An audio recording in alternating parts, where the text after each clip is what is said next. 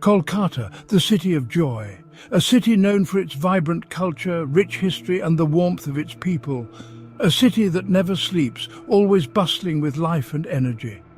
But on August 9th, 2024, the city woke to a chilling nightmare.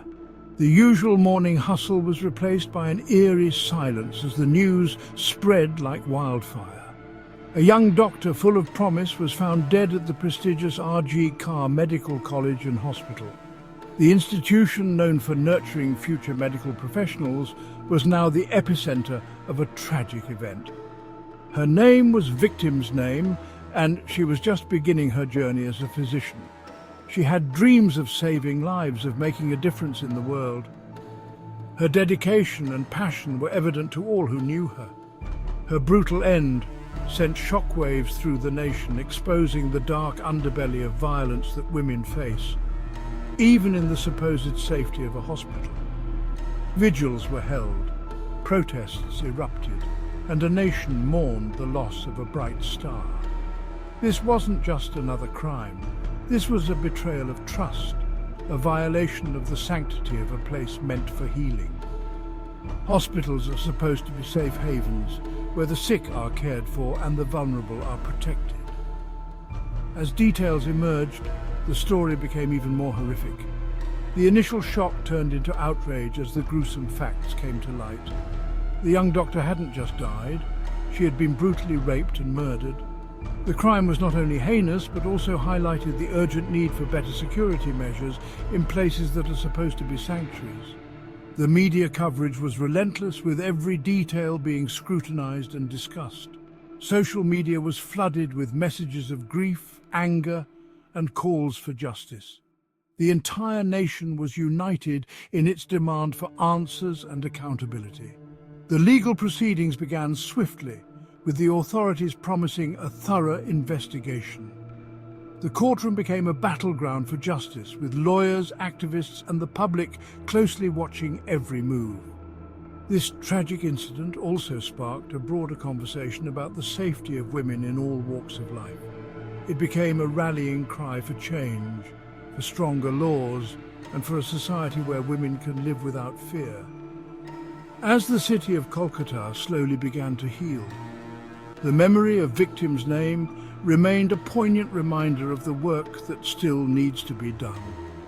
Her life, though cut short, became a symbol of resilience and the enduring fight for justice and equality. August 8th, 2024. A normal Thursday. Victim's Name was last seen leaving the hospital cafeteria around 8 p.m. She was heading back to her quarters, a short walk within the hospital campus. She never made it. Hours turned into a frantic search. Family and friends desperately contacted the hospital authorities, but the answers were vague, evasive. A sense of dread began to creep in. Where was Victim's Name? Why wasn't anyone doing enough to find her quickly? The next morning, the unthinkable happened. Victim's Name's body was found in the hospital's seminar hall. The scene was horrific. Bruises marked her body, a testament to the violence inflicted upon her. Whispers of a possible suicide quickly turned into murmurs of something far more sinister. The hospital authorities, now facing a potential scandal, maintained that it was too early to draw conclusions. The police were called in, but the initial response was slow, inadequate. Precious hours were lost, and with them, crucial evidence. The post-mortem report confirmed the worst fears. Victim's Name hadn't taken her own life. She was a victim of a heinous crime.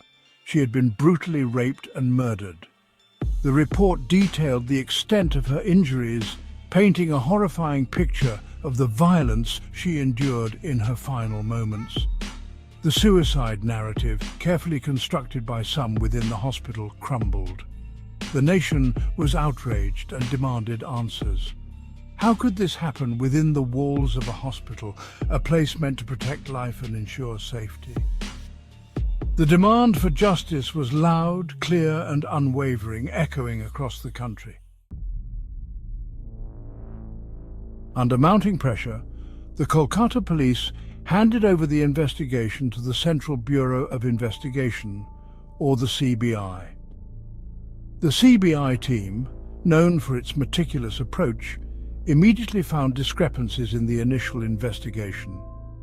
Had there been a deliberate attempt to cover up the crime? Witnesses were re-interviewed, forensic evidence re-examined.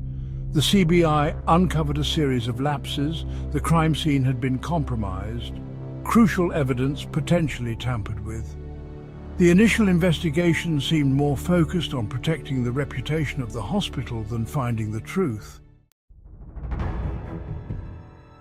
The CBI investigation zeroed in on a suspect, Sanjay Roy, a civic volunteer at the hospital. He was often seen around the area where victim's name was last seen. Forensic evidence linked him to the crime scene. The motive remained unclear, but the evidence against Roy was mounting. He was arrested, charged with rape and murder. The case, however, was far from over. The CBI continued to investigate, looking for possible accomplices, for anyone who may have helped Roy or attempted to cover up his crime. The murder of victim's name shook the nation's conscience. It was a crime so brutal, so senseless, that it left an indelible mark on the hearts of millions. The news spread like wildfire, igniting a wave of sorrow and anger that swept across the country.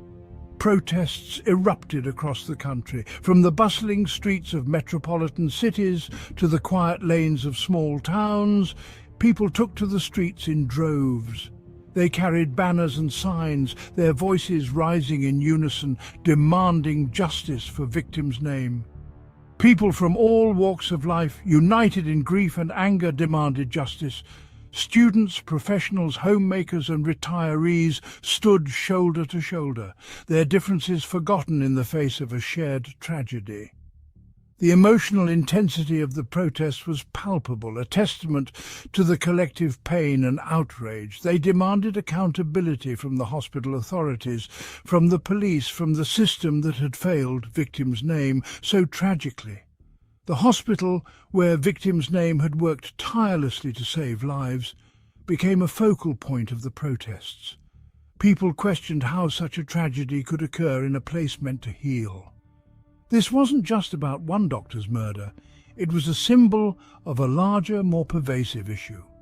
The community gathered to mourn, but also to reflect on the systemic failures that allowed such a crime to happen. The memorials were not just for victim's name, but for every victim of a broken system. It was about the safety of women in India, about the deep-rooted misogyny that allows such heinous crimes to occur. The protests highlighted the everyday dangers women face, the fear that shadows their daily lives.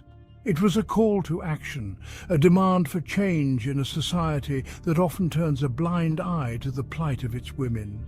It was about a system that often protects the perpetrators instead of the victims. The judicial system, with its slow processes and frequent biases, came under intense scrutiny.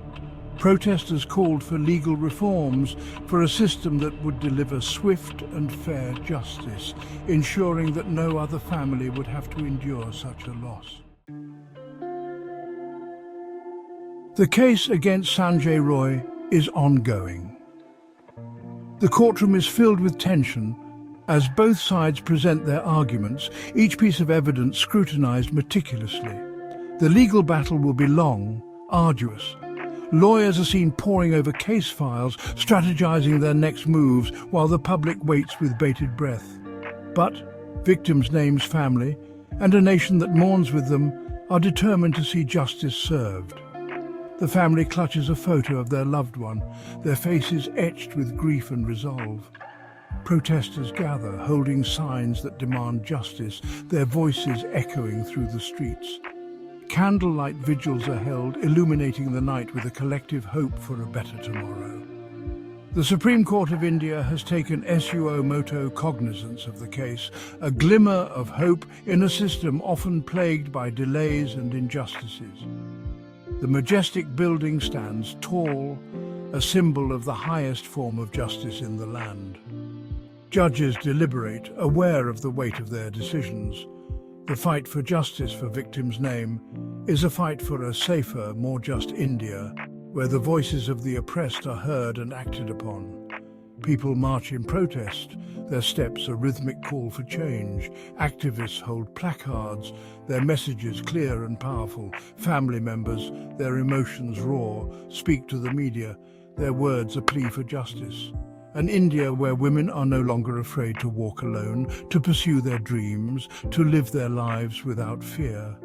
Women walk confidently on busy streets, their heads held high. In professional settings, they break barriers and shatter glass ceilings. At rallies, they stand united, their strength and determination palpable, to live their lives without fear. Women celebrate together, their joy a testament to their resilience. They engage in community activities, building bonds and fostering a sense of unity. Smiling and embracing, they embody the spirit of a nation that refuses to be broken.